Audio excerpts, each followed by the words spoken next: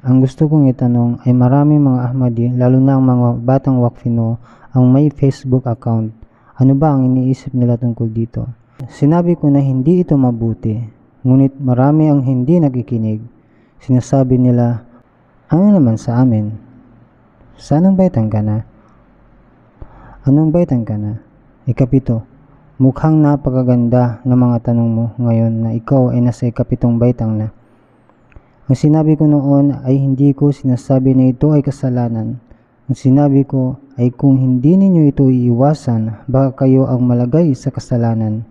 Sinabi ko na ito ay isang walang saysay na bagay at mas marami ang pinsala kaysa pakinabang.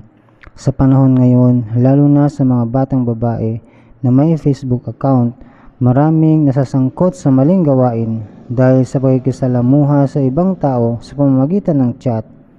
Ang mga estranghero ay maaaring makakuha ng access sa inyong account o makipag-ugnayan sa iyo. O minsan napupunta ka sa mga lugar sa Facebook kung saan nagsisimula ng kumalat ang kasamaan. Minsan ang isang Ahmadi na babae ay nagiging malapit sa isang lalaki at habang lumilipas ang panahon, nagiging mas seryoso ang relasyon hanggang sa humantong ito sa hindi kanais-nais na sitwasyon. Kaya sinabi ko na iwasan ang Facebook dahil ito ay isang plataporma kung saan ang mga tao ay naglalagay ng kanilang personal na impormasyon ng walang pag-alinlangan. Maraming naglalagay ng kanilang mga larawan kahit yung mga kuha sa bahay sa komportableng kalagayan. Ngunit kapag ito ay naibahagi sa iba, hindi natin alam kung sino ang makakakita nito.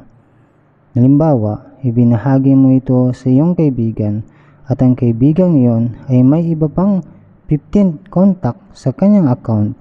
Kung isa sa kanila ay may masasamang intensyon, maaaring ipakalat ito sa iba kaya't mula sa Hamburg, ang larawan ay maaaring makarating sa New York o Sydney.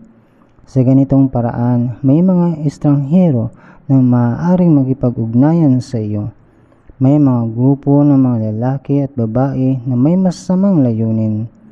Napakaraming insidente ang nangyari na nagdulot ng matinding pinsala sa mga kababaihan dahil sa social media. Upang maiwasan ang kasamaan, mas mabuting huwag nang gumamit ng Facebook. Sinabi ko ito, ngunit ang sinumang nais makinig ay makinig, tulad ng utos ng Allah na magsagawa ng 5 beses na panalangin araw-araw. Marami ang hindi sumusunod dito, ngunit sila pa rin ay Muslim o Ahmadi. Ang tungkulin ko ay paalala ito sa inyo, gaya ng sinabi sa banal na Quran, ipagpatuloy ang pagpayo at huwag kang magsawa. Kahit na hindi kayo makinig, hindi ko titigilan ang pangangaral. Ang kasalanan ay nasa inyo. Kung hindi ninyo susundin, kung kayo ay makikinig, ito ay mabuti para sa inyo. Kung nais ninyong gamitin ang Facebook para sa tablig, pangaral ng Islam, maaari ninyong itong gawin sa pamamagitan ng aming opisyal na Facebook page, Al-Islam, official website ng Jamaat. Doon kayo ligtas na makakapagbahagi ng Islam. Kung nais ninyong gamitin ng mga makabagong teknolohiya, dapat ito ay sa mabuting paraan. Hindi ko sinasabing masama ito sa kabuuan, ngunit madalas na ang mga kababaihan ay nalilinlang ng madali. Minsan, may magbibigay ng papuri at agad kayong maniniwala. Ngunit kung ang isang tunay na nagmamalasakit sa inyo ang magsasabi ng totoo, hindi ninyo siya pakikinggan.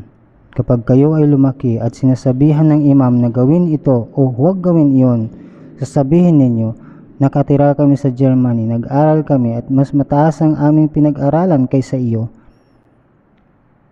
Ngunit dapat ninyong pag-isipan ito ng mabuti.